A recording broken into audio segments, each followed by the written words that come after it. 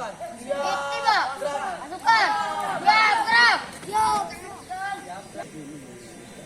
Baris. Siap.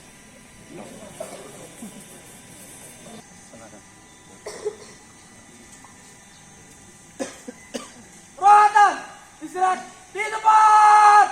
Gerak. Bismillahirrahmanirrahim. Alhamdulillahirabbil alamin. Hamdan katsiran thayyiban mubarakan fi mubarakan alaihi kama yuhibbu rabbuna warda. Asyhadu an la ilaha illallah wahdahu la syarika lah wa asyhadu anna Muhammadan abduhu wa rasuluh. Allahumma salli wa sallim ala nabiyyina Muhammad wa ala alihi wa sahbihi ajmain. Wa nashkuruhu ala ni'amihi. Kita bersyukur kepada Allah Subhanahu wa taala dan memuji Allah Subhanahu wa taala atas nikmat yang dilimpahkan kepada kita, keberkahan hidup yang diberikan kepada kita.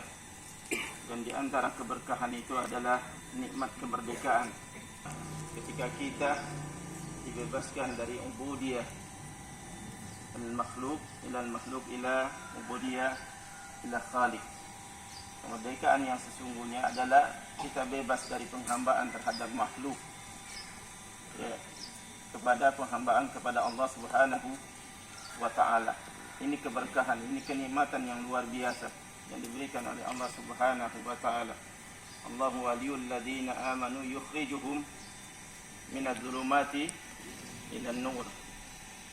Allah wali orang-orang yang mengeluarkan mereka dari kegelapan, dari perbudakan hawa nafsu, perbudakan syaitan, perbudakan dunia kepada nur, kepada cahaya, kepada tauhid, kepada ibadah kepada Allah Subhanahu wa ta'ala dengan jalan yang diridai Allah Subhanahu wa ta'ala. Ini hakikat kemerdekaan yang sungguhnya, ya, wajib kita gaungkan. Maka kata ulama, min hadhihi ni'mah, di antara nikmat yang diberikan Allah kepada kita yang wajib kita syukuri ketika kita diberikan oleh Allah, dialihkan dari penghambaan kepada makhluk kepada penghambaan kepada Rabbul makhluk. Min ibadatil makhluk ila ibadati Rabbil makhluk. Ya. Kenapa kita wajib syukuri?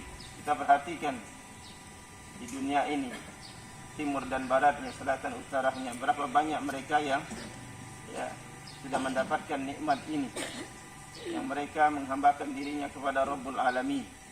Berapa banyak di antara mereka, dan berapa banyak yang betul-betul sudah ke sana.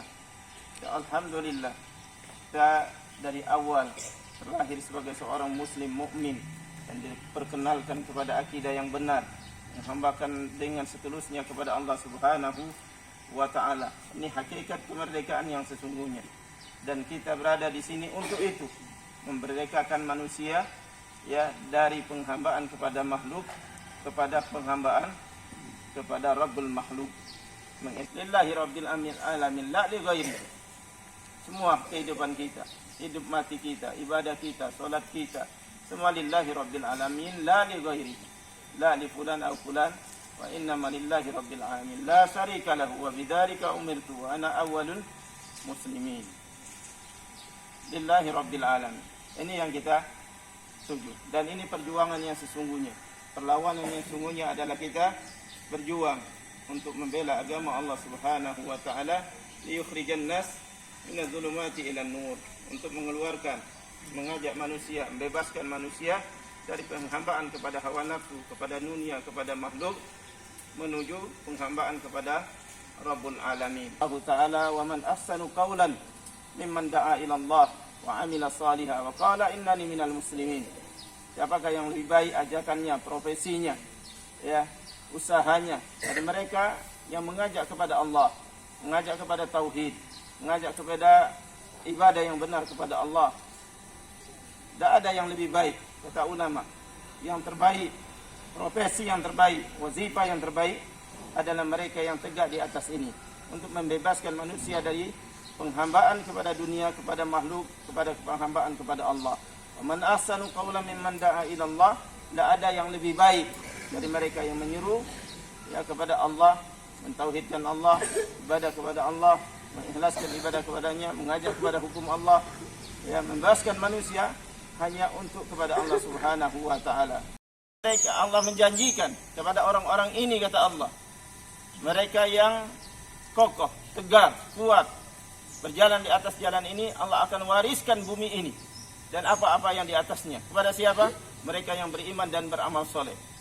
Dengan syarat, alladzina sabaru ala rabbihim yuqinun. Mereka yang bersabar harus punya kekuatan, harus istiqomah, harus ijtihad dan sabar menghadapi itu semua. Dan mereka yakin dengan janji Allah Subhanahu wa taala.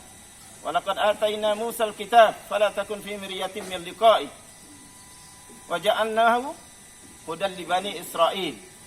Kalau Nabi Musa diutus oleh Allah untuk membebaskan manusia dari apa? Dari perbudakan makhluk kepada penghambaan kepada Allah. Dengan dibawakan tuntunan, ada bimbingan, ada petunjuk.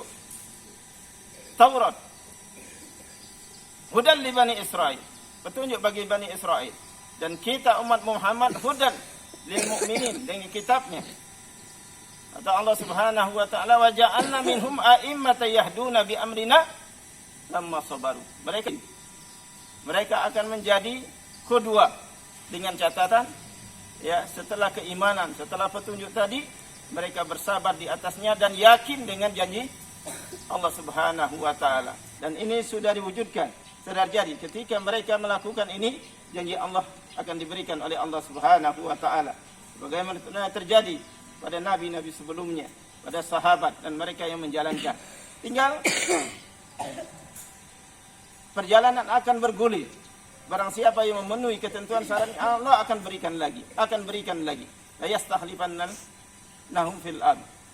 Para nabi, para sahabat, ya, dan mereka Hawarin, ketika mereka berpegang, Allah janjikan kemenangan kepada mereka. Bagaimana dengan kita? Peluang kita diberikan kesempatan untuk mengenal at-tauhid, mengenal sunnah. Kita diberikan kesempatan untuk mempelajarinya. Di depan kita ada. Karena sirak bainal haq wal batil yastamir. Ya, pertentangan antara yang hak dan batil akan terus berlanjut. Sejak iblis dikeluarkan dari jannah dan berjanji akan menyesatkan manusia dari jalan Allah sampai yaumul qiyamah. Wa bi izzatika la ughwiyannahum ajma'in. Kata iblis, aku bersumpah kepadamu ya Allah dengan keperkasaanmu, kekuatanmu, aku akan sesatkan manusia seluruhnya. Nah, sejak itu sirak, pertentangan ya antara yang hak dan batil terus berlanjut.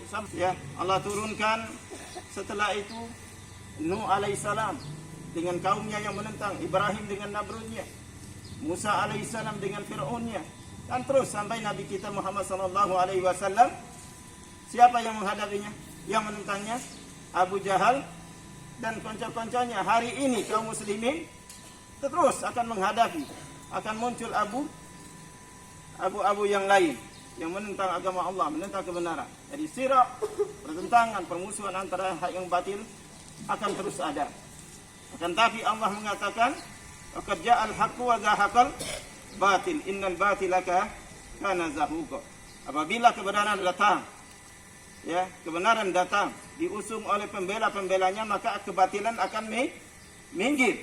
Tapi kalau penghulu kebenaran yang memperjuangkan kebenaran lemah, malas, takut, maka kebatilan akan muncul. Wa qul ja'al haqq wa zahaqal batil, innal batila kana zahuqa. Butuh ilmu. Karena itu bekali diri dengan ilmu. Karena kebatilan yang dimulai dari subhat dan syahwat muncul dari kebodohan. Muncul dari kebodohan yang hanya bisa mengatasinya, mengalahkannya adalah ilmu dan ulama'nya. Ilmu dengan ulama'nya, dengan talabul ilminya, yang bisa membedakan antara yang hak yang batil dan memperjuangkan kebenaran di atas ilmu sehingga kebatilan menyingkir. Kalau tidak, mereka akan berkuasa. Dan anugerahkan kepada kalian, diwujudkan dengan amal, diwujudkan dengan dakwah, diwujudkan dengan ta'lim, Allah akan angkat kemuliaan umat ini dengannya. Kalau tidak, akan kembali kaum muslimin akan terus berada di posisi yang lemah. Karena ini janji Allah juga kepada Rasulnya. Ketika Rasulullah menyebutkan tentang kelemahan, tentang keterbelakangan kaum muslimin, dan solusinya Apa kata Rasulullah? La yanzi'uhu. Allah tidak angkat dari keterbelakangan, dari keterperosokan sampai apa? Sampai mereka kembali ke agamanya, kembali kepada tauhidnya, kembali kepada sunnahnya, kembali kepada ibadah, akhlak, muamalah, hukumnya. Dengan apa? Dengan ilmu. Tidak mungkin sampai ke sana kecuali dengan ilmu. Dan ilmu itu adalah qala Allah wa qala Rasul, yang Allah wahyukan kepada nabinya, bukan yang lainnya. Nabi diutus oleh Allah untuk mewariskan kepada umatnya harta atau ilmu? Ilmu. Ini mendapatkan warisan Nabi ini, karena dia kekayaan yang sesungguhnya. Kekayaan kalau diimpakkan tidak akan pernah berkurang. Berbeda kekayaan Fir'aun dan Qarun. Ya, diimpakkan semakin berkurang dan habis. Tapi warisan Nabi uang di jalan Allah Subhanahu wa taala mulai dari membekali diri kita dengan ilmu. Yang ilmu ini tidak diragukan kebenarannya, karena dia datang dari Allah, datang dari Rasulnya, yang Rasul menjanjikan barang siapa mengambilnya, sungguh dia telah mengambil bagian yang terbanyak. Subhanakallah wa bihamdika asyhadu an la ilaha illa anta astaghfiruka wa atubu ilaik. Wa sallallahu ala nabiyyina Muhammad wa ala alihi wa sahbihi ajma'in. Walhamdulillahi rabbil alamin. Wassalamualaikum warahmatullahi wabarakatuh. Gerak!